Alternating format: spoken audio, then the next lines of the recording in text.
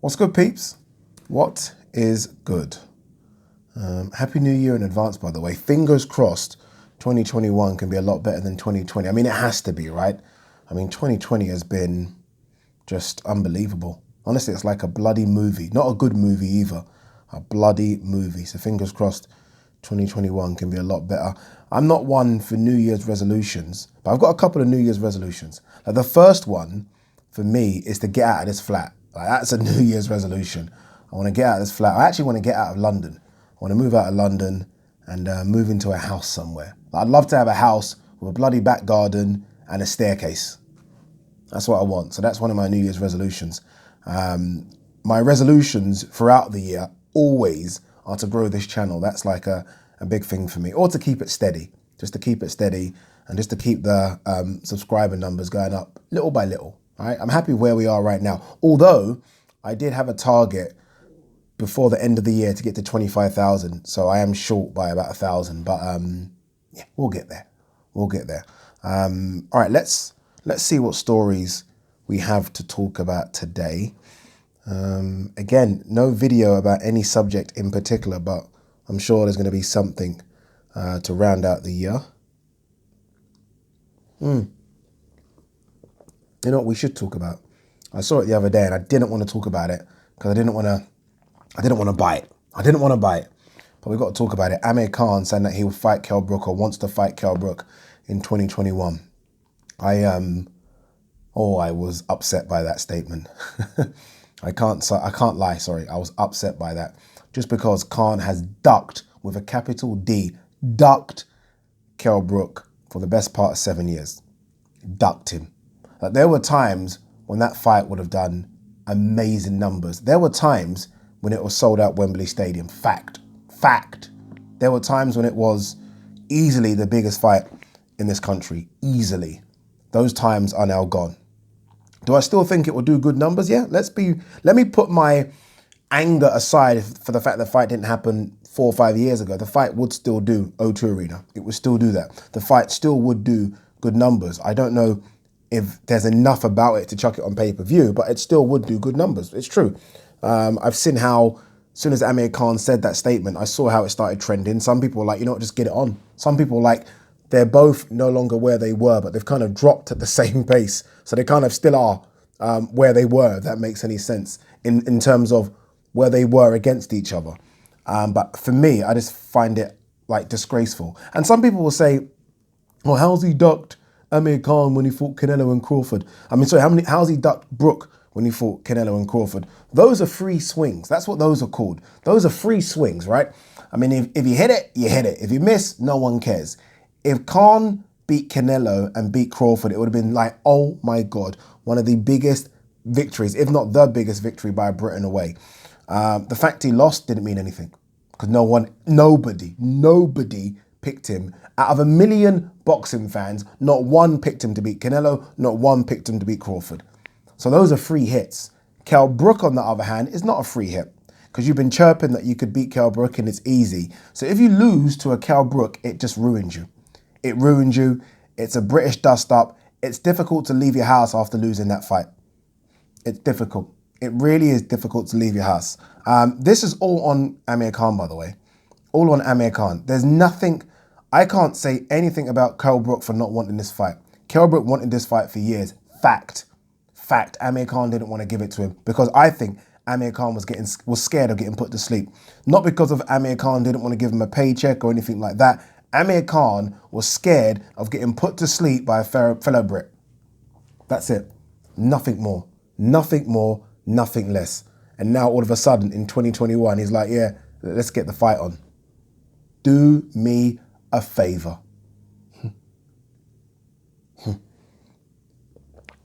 Would I still watch it? Yeah, I would. After all that, I would watch it. I'd watch it just because, hey, might as well, innit?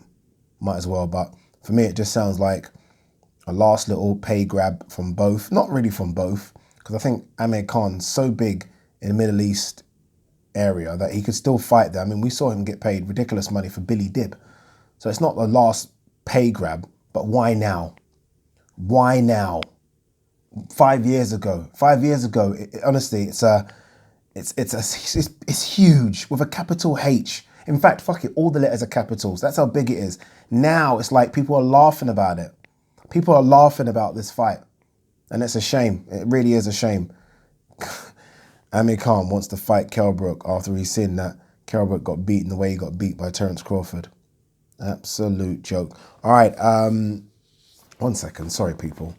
Just want to double check something. See, look, T-balance is still. Okay, I thought my battery in the phone had turned off, but it hadn't. All right, let's just see what else we have here now after that Amir Khan rant. Jaron Ennis says, I'm ready for anybody in the top 5. Bring on them names and I'll be ready. Who's the top 5? Pac-Man, Crawford, Spence, Porter, Ugas, maybe? Yeah, he's ready for them. He's ready for them, but I would prefer to see him fight someone just below that. He's not going to get a Danny Garcia fight, but that's the kind of name you would want. But I don't think Danny Garcia is going to fight him after coming off a loss, and it does nothing for Danny Garcia. That's the issue here. Unless he's fighting any of them, unless he puts himself in a position, especially the guys with the belts, where he's fighting a mandatory, they're not going to fight him. Would you get out fighting Jaron Ennis? Absolutely nothing. So he's got to put himself in that position. By the way, I was on TalkSport today, again, covering Jim White from 10 to 1. Thank God we had Spencer Oliver on to talk boxing for like 45 minutes. I was in my element. Literally, I showed them what I could do. It was fantastic. I don't know if you guys listened, but I couldn't have spoken any faster. I was that excited. It was almost like, Spencer's coming on to talk boxing. Ding! Now let me show you what I can do. And I smashed it. I smashed it so much that there was a guy next to me, Perry Groves, used to play for Arsenal. He was in the opposite chair. So he's like your co-host. And they literally told Perry, like not shut up, but let Ade deal with this. Don't speak. Ade's clearly got this. And I did have it. Thought I'd just tell you guys that. Might as well.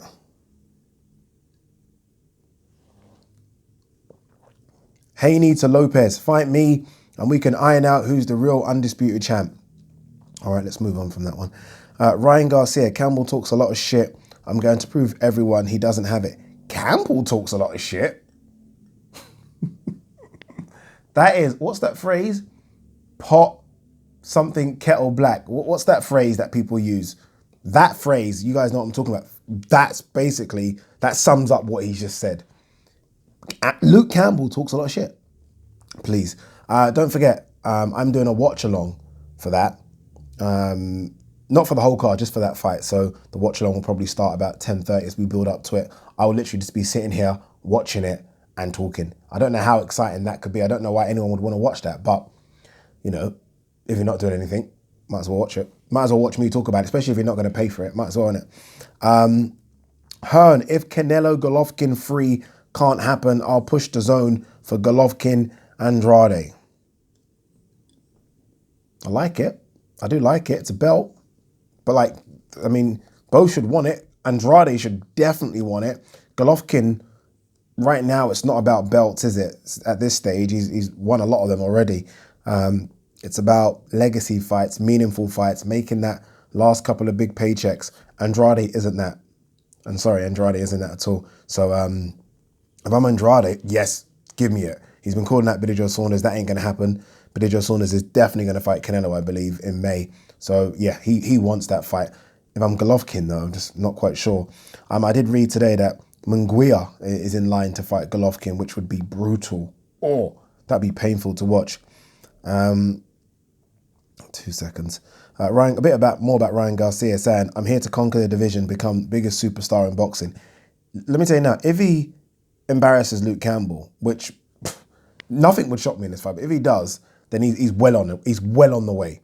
Literally, if he makes a statement against Luke, he's well on the way. I've always said this about Ryan. If he can actually box, like he can clearly box, but if he can box in terms of be a young Oscar De La Hoya, who he reminds me of badly, by the way, then this is boxing's new superstar. Forget everyone that's fighting now. This will be the new superstar. Fact. This kid here. So let's see what he can do. I mean, a lot is on the line in this one. I haven't watched the fight, so I don't really want to talk about it too much, but obviously we've got to talk about the result. And Kazuto Ioka beat Kosei Tanaka. Kosai Tanaka in the 8th round. A lot of people were assuming that Tanaka might beat Ioka. Again, I haven't watched it, but that was the result for that one. I need to watch that fight. I'm hearing there was a couple of knockdowns. Sorry, that Ioka knocked Tanaka down a couple of times. So we'll see. This is strange, and I have no idea what this means, especially considering this guy's supposed to be banned. But Jarrell Miller has officially enrolled in VADA random drug testing program. I'm guessing he's going to make an appeal to the ban and say, look, and his lawyer's going to say, okay, he's now officially involved in the random drug testing. He's trying his best to clear his name, blah, blah, blah. So this is probably to get time off. That's all it is. Yeah, we'll see, man. Hearn on Fury Joshua. I'm speaking to Barry Hearn tomorrow. He's coming on the show from 10 to 1. If you guys want to tune in, he has to say. Obviously, he's been given an OBE, so I'm guessing he's going to come on and speak about that. But I don't know what Hearn this is, but Hearn says, I'm guessing it's Eddie. Hearn on Fury Joshua. I believe you will see that fight in May or June. Look, they know a lot more than we know. Spencer Oliver today, I don't know how much he knows, but I said, Spence, look, you know a lot more than I do. How far away is this fight? Give me a percentage. I said 80. He said, no, definitely in the high 90s. Like, this fight happens. So maybe stuff is going on behind the scenes that we don't know about. Anthony Joshua is ticking away, isn't he? I mean, he's still doing things at his gym. Like, looks like he doesn't want to come off where he is right now. He wants to stay in shape. So maybe things are happening. We'll see. 2 seconds. I don't think there's much else. There's a couple of little bits here. There's Povetkin says White is his only option, but was impressed by Anthony Joshua's win. Heard that Povetkin is now back, kind of. He's sort of in the gym. So we'll see. That fight definitely doesn't happen at the end of January, but it probably will happen sort of February, March. So it looks like Dillian Whyte is going to wait it out. So hopefully Dillian Whyte kind of chills what he's doing, just kind of takes it back a bit and then gets ready for that one. I saw something. It had Sky Sports basically, and it had all their boxing people predict AJ Fury, and a lot of them went for Fury, but I think probably won't surprise you, but Johnny Nelson said AJ, Spencer Oliver said AJ, and Tony Bellew said AJ. All of them said AJ by knockout, and the others were Fury by points. Yeah, we know that. And I need a bit more information than that. I need you to tell me exactly how it plays out. Anyone would predict that kind of way. Although I think both Fury could stop AJ, by the way. I think people think of Fury as just not a puncher. He's got, like, when I watched that Fury Chisora fight, Fury can punch, he can dig. And AJ could win a points decision over Fury. Both aren't likely, but it can happen. What else have we got here? Not much, you know. That's it, really.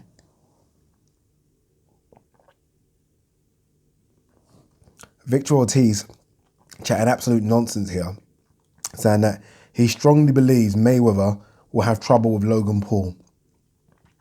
How much has he been paid to say that? Fucking hell, selling your soul to the devil, my friend. Bloody hell. I'm guessing he's somehow been brought into the training team for Logan Paul. Guarantee you. That must be what's happening. There's nothing else. There's no other reason to say that. All right, we are done. We are done. My wish list for boxing in 2021. I might do a separate video on this. I might do a live on this, actually. But my wish list for 2021 is just that we get, even if we don't get the marquee ones, which I really want, but I understand the bollocks that is boxing politics, I hope we get some good fights. I really do. Like, I hope Joe Joyce is in the mix against someone good, and he deserves it after that good win against Daniel Dubois. I hope that the other 135ers all mix it with each other. Like, we get something, like the winner of Ryan and Luke definitely faces Devon. Do you know what I mean? And that Javante, and that Javante comes up to 135 and tries to mix it with someone. I hope that some of the super middleweights get it on with each other, like Benavidez versus Plant. So I'm not asking for the big ones here. I'm just asking for the ones that I think are kind of the ones on the, you know, they're not the super big fights. Those ones, geez, I mean, we have to pray to the gods for those ones, but I hope we get some of the other ones. I wouldn't mind seeing Callum Smith at 175. I wouldn't mind seeing Boazzi versus, could be Lyndon Arthur now, right? But Boazzi versus Yard, ideally, if Yard gets his revenge over Lyndon Arthur. So there are a few things I want to see. One that I definitely want to see, Josh Kelly versus Conor Benn. Josh Kelly's obviously got Evanesian, which is a tough fight. I expect Evanesian to beat Josh Kelly. But if he comes through that, then Conor Benn versus Josh Kelly for the European title. That's a good 2021, right? And there's some others, but we're not going to get to the big ones. I ain't going to tease myself on the big ones, but you guys obviously all know what I want to see.